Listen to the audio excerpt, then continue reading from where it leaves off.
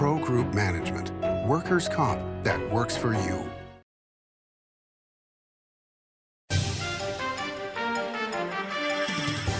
Welcome to Nevada Newsmakers. On the broadcast today, Ross Kinson joins us. He's chair of the Washoe Dems, and he's here for the whole show on an all-new Nevada Newsmakers. A power line is more than a power line. It's maintaining the bottom line for small businesses. It's keeping the assembly line moving for our workforce. For our brightest minds, it's meeting a deadline. It's on the front line with our heroes. And on the sidelines of the biggest games. It's a direct line to our loved ones. And it's a lifeline for the most vulnerable. There's a lot on the line. The trucking industry is the most resilient link in the supply chain. And for over 90 years, the Nevada Trucking Association has been the voice for the men and women in the trucking industry. From Carson City to Washington, D.C., we advocate for policies to protect our trucking companies and keep commerce flowing. Because Nevada's and America's prosperity is tied to trucks. There's nothing without trucking.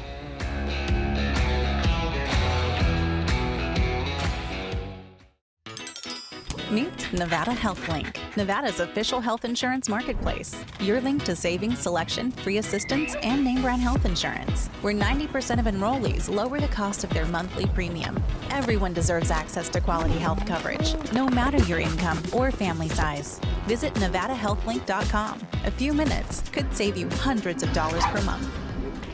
Nevada Health Link. Our plans are made for your plans. Fantastic cocktails and delicious food. It's a good time to eat. Over 500 hot slots, plus electronic table games. It's a good time to play. Player rewards and big-time jackpots. It's a good time to win. Ooh, your good time's a train wreck. This is Nevada Newsmakers. And back on Nevada Newsmakers, we're pleased to welcome to the program for the first time Ross Kinson. He is chair of the Washoe Dems. It is a pleasure to have you on the program, sir. Really nice to be here, thanks. So please just give us a brief history of how you got here. Sure. So we'll start at the beginning. I came to Nevada in 2008.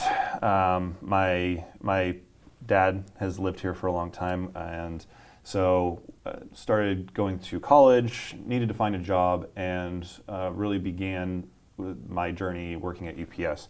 So UPS is a union shop. Didn't know much about unions at the time, but quickly learned that what we have at UPS is a lot better than anywhere else in that industry. And that's really because we have collective bargaining. We have the right to strike. We have the right to withhold our labor. And that puts pressure on companies to sort of treat their workers better. And that idea was sort of revolutionary to me. I became a shop steward, represented other members, on the shop floor if they were getting in trouble or if they had grievances or things like that. And so that idea of sort of fighting for my fellow workers was instilled into me at a pretty young age, pretty early on. And from there, I had the opportunity to become what's called a business agent, which is someone who works directly for the union. And I'm a Teamster. Teamster's Local 533. And so when I had the opportunity to work directly for the union, that was very appealing to me because it gave me the opportunity to advocate for workers on a much broader scale. And so I've been doing that since 2019, representing still mainly UPS workers, but a lot of other industries as well, whether that be our cement mixers, those ready mix trucks, whether that be the folks over at Keolis who drive our public buses. Yeah. And then recently moving a lot more into the political side of things, because ultimately one of the things that you sort of have to understand is that, well, everything is politics, And if you're not advocating and fighting for workers at the legislature, you're missing a huge piece of what unions do.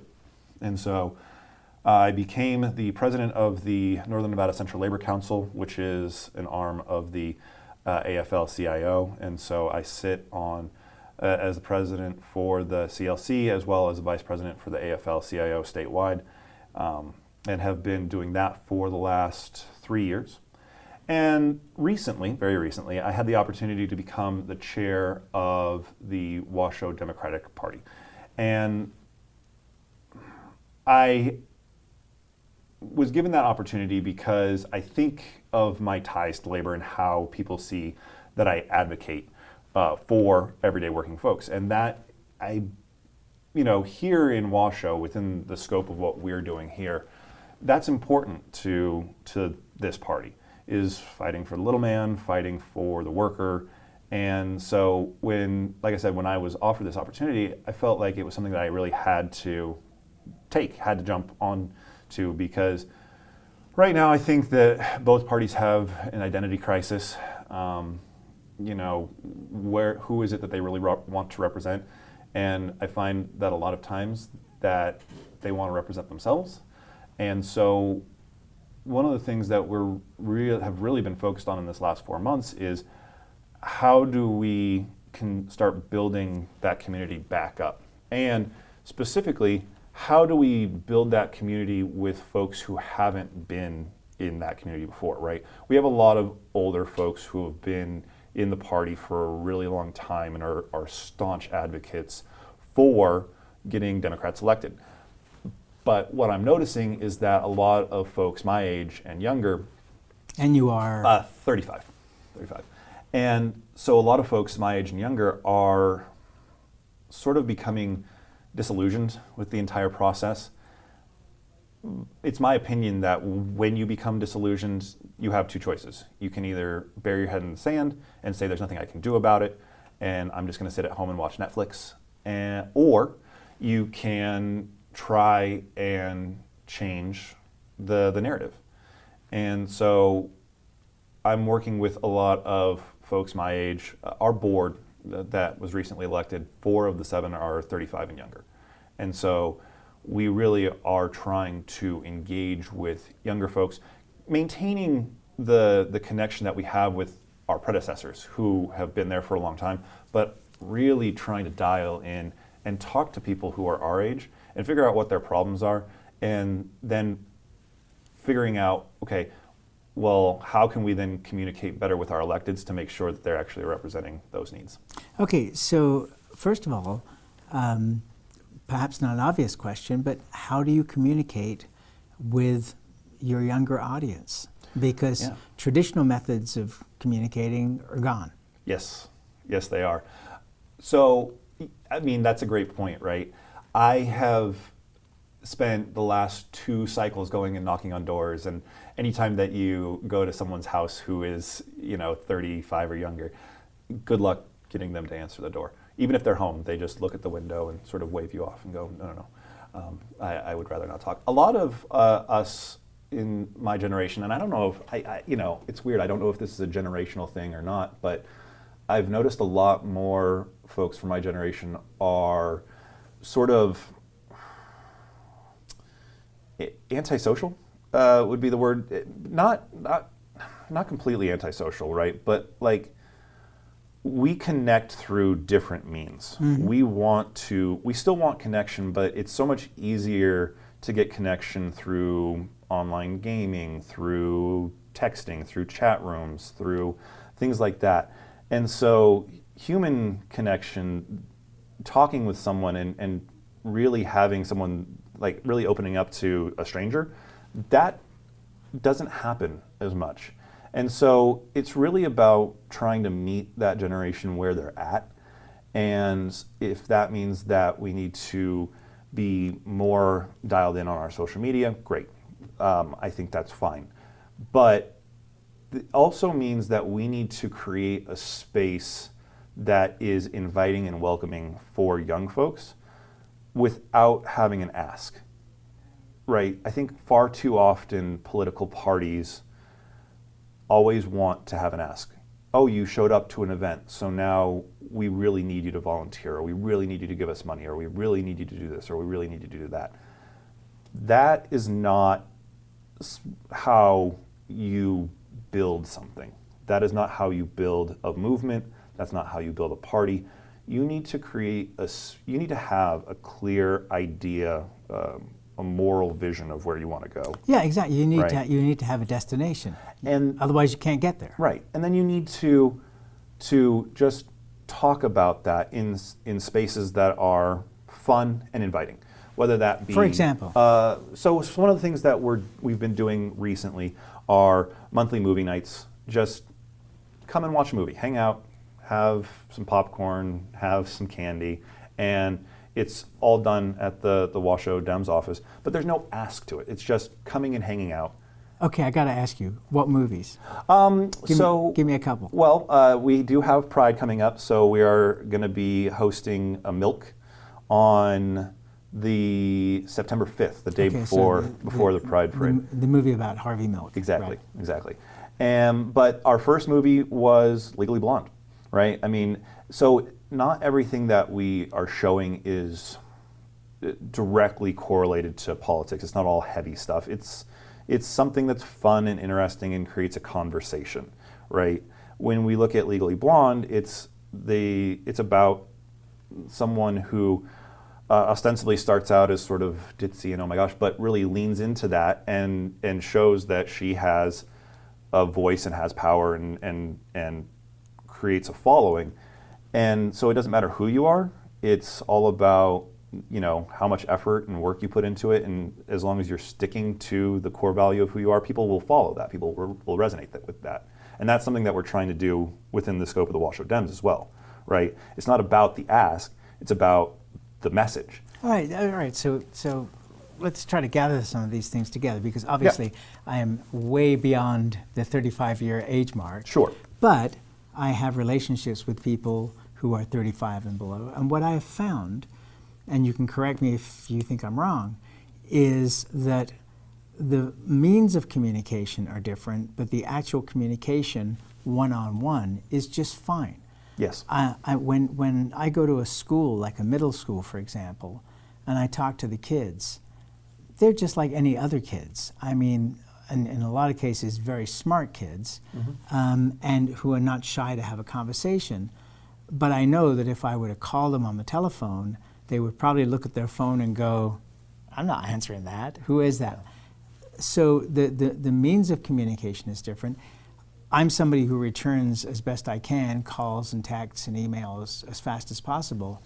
I don't expect every millennial that I communicate with to respond within a day, a week, sometimes a month. I don't know how they keep track of all of their messages. But I think that the core communication is still there, which is that just as you and I are sitting here across the table having a conversation without any difficulty, it's not that you are introverted, it's just a different way of communicating. True. And that things have grown. I think it's a smart idea to build this on a social basis, because I think that's one of the problems, and especially with kids that grew up and came into early maturity during COVID, where they didn't have the connections. I think that was still a very difficult time for people, and they're still in recovery from that. Would you agree? And that's why part of doing Legally Blonde is not a bad idea. Sure. Yes, on a general level, I do agree, because... So where do you disagree? Well, let's start with where I agree, right? I do believe that COVID had a major effect on people. I think, so during that time, I was still driving for UPS, and so my day didn't change. Right. Right? I was an essential worker. I still went out, but our streets were empty. Our schools were closed. Everything was remote. If you wanted to go and hang out with friends, it all had to be online. And this happened for, I mean, it seems like it was just a blip, but it happened for an extensive period of time. And so when you look at our schools, during that time, the level of education that was received, no matter how hard these teachers worked to maintain, it couldn't have been the same, right? There is something to be said about human connection. About Absolutely. being able to, after a class is over, walk up to your teacher and say, hey, I didn't want to ask in front of the class, but I just didn't quite understand this. Can you help explain this to me? You don't get that virtually because the class just ends. And once the screen is off, it's so much harder to then pick up the phone and say, hey, Mrs. Smith, I had a question about this problem. I didn't quite understand it. So yes, I think that COVID did have an effect. And I think that you're correct in saying that my generation and younger do have issues answering the phone and things like that. It may seem simplistic, but really I think it comes down to just how many calls we get from people who are just asking for something. Oh, I'd like to talk to you about this, or I'd like to talk to you about that, or can I sell you this, or can I sell you that? And so when I see that I'm getting a phone call, especially if it's from a number I don't recognize, 9 times out of 10 I will let it go to voicemail. And then I'll listen to the voicemail and decide whether or not that's a phone call I should return. There is a social anxiety around having those calls because there's always an ask. And we've, as our generation, have already had, we've got so many, we have so many disadvantages. The cost of a house in 2013 for a starter home was $140,000. And now that same home is supposedly $500,000. And the cost to get food for myself, I could have gone once a week to the grocery store and spent $50 and gotten all the food I need. And now it's $200. And so if I get a phone call saying, hey, I'd really like you to donate your time or donate your money, that's just, on top of everything else, I mean, the exhaustion of day in and day out life, knowing that you're going to have to work 2 or 3 jobs just to try and stay afloat, not get ahead, stay afloat. And then someone's going to ask you for something else. That, I think, is where the anxiety comes in. I think that's sort of the root cause. And so we've had a lot of conversations as a board about this, and really just want to give people a place to escape and have a talk, give them a space to open up about their feelings. Because you're right, folks do want to have those conversations. People do want to tell you their story. They want to try and find solutions on how we fix these day in and day out issues. Whether you're on the right or on the left, people are people. Everyone right now, I think, is trying to figure out how on earth they stay afloat. My job, our job, is to create a space to get them gathered together, feeling comfortable to have those conversations, and then have a discussion about how we get there. How do we get those things? I'm not here to dictate to you how we get there. I have my own ideas, certainly, just like I assume you have your own ideas. But that's not how you build a community. A community is listening. Right. So Let's take a quick break. We'll come right back. More with Russ Kinson. He's the chair of the Washoe Dems after this. The Nevada Builders Alliance has been protecting the interests of the construction industry for over 50 years. Our programs save members thousands of dollars every year and allow them to provide much-needed benefits to their employees. Our industry also allows Nevada to grow. If you're thinking about a career in the construction industry, reach out. And if you haven't thought of a career in construction, what are you waiting for? We are the Nevada Builders Alliance. Take a look at Pro Group Management and see how your workers' comp requirements can be met head-on. By taking a proactive approach, Pro Group can assure that your company is meeting or exceeding state and federal standards. As you move forward in your industry, Pro Group moves with you, simplifying regulatory tasks, clearing the way so you can get the job done and look to your future success. Pro Group Management, workers' comp that works for you. Retail's impact on Nevada's economy Enormous. 8,600 businesses, large and small, employing 145,000 workers. And last fiscal year, retail paid tax on nearly $60 billion in sales. We're the Retail Association of Nevada. We support retail, we help it grow, and we mean business. RANNV.org.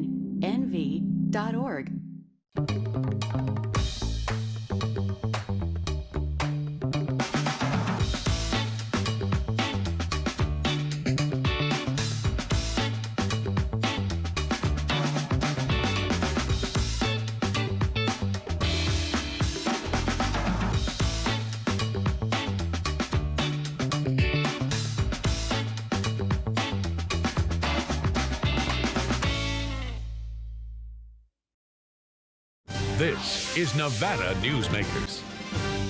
And back on Nevada Newsmakers, we continue our conversation with Ross Kinson. He is the chair of the Washoe Dems. You bring up a ton of really interesting points here. And I guess from my perspective, I look at the cost of things and I think of how did I deal with those things when I was in my 20s and early 30s. I mean, when I was in my early 20s, I ate most of the time at 7-Eleven, okay? Yes. Swanson TV dinners. I wasn't spending a huge amount of money. I was making $2.50 an hour, and that was because I was at $3.50 and they didn't like my work, and so they lowered me to $2.50. So I understand living on a very poor scale. I understand that the cost of a house is extremely high, but right now we're building bigger and bigger houses, and that's part of the reason that the cost of housing is so high. But we're also not going back to things that we did in the past where, I, for example, and I'm not a hero about this, but I worked 3 jobs for 2 years to save up the down payment on the house I bought. And so inflation-wise, it ain't that far different from what you're looking at now. And when we moved into the house, I had $500 left. And that had to go on light bulbs and wastebaskets. So, do we need to adopt a more Hispanic attitude where multiple levels of family live in the same house, where childcare is taken care of by grandma and the whole family is involved? Do we have to rethink the American idea of how we get ahead because of these costs? Long setup, but a brief answer. A very brief answer. Brief answer, we should not compromise on the American dream. We should not compromise on giving young people the ability to start a family without the worry of how they're going to afford childcare. And I also worked multiple jobs, and I also ate peanut butter and pop ramen. And a lot of folks do today too.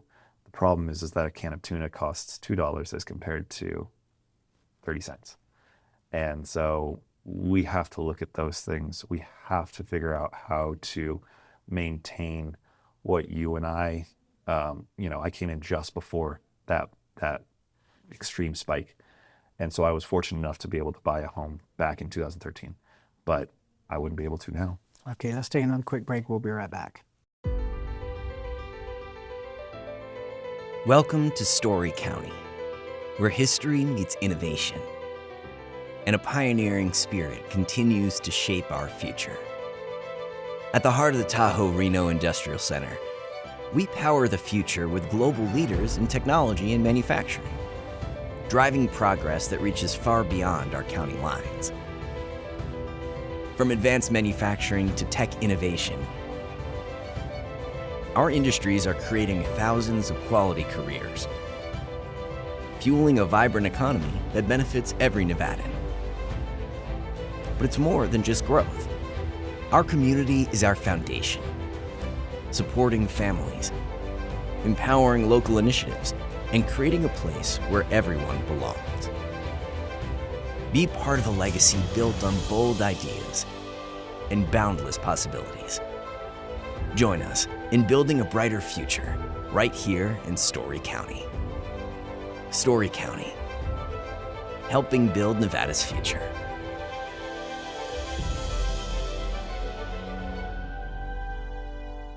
As you know, Reno is booming.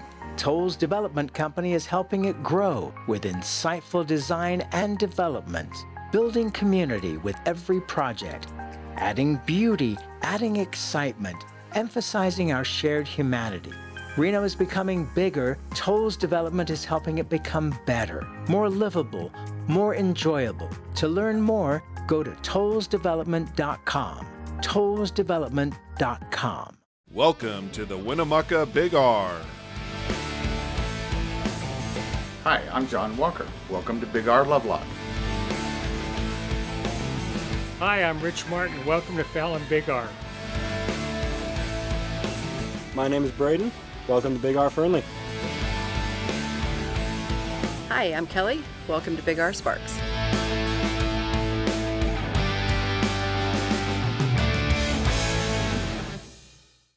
This is Nevada Newsmakers.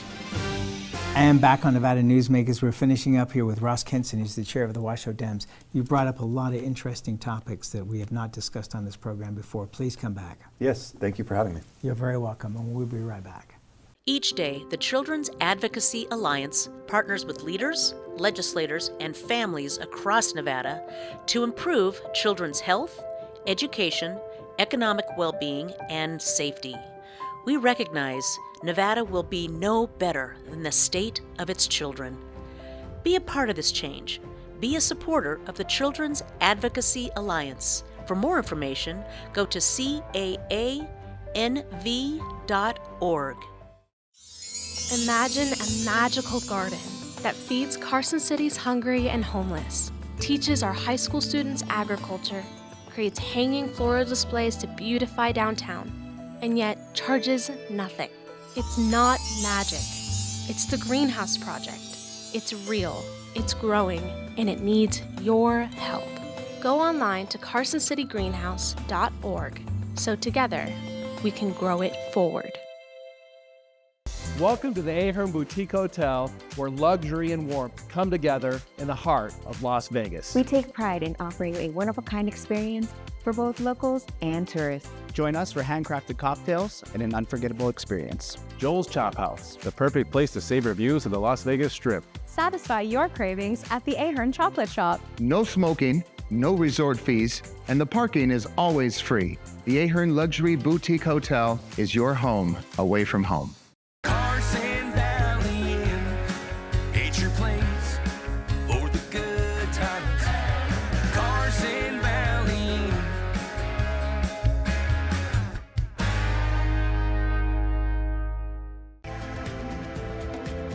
Save money and take transit. Did you know you can ride the bus all day for less than what it would cost you for a gallon of gas? Plan your trip now by going to rtcwashoe.com. You can always watch Nevada Newsmakers 24 hours a day at nevadanewsmakers.com. Thanks for watching and listening.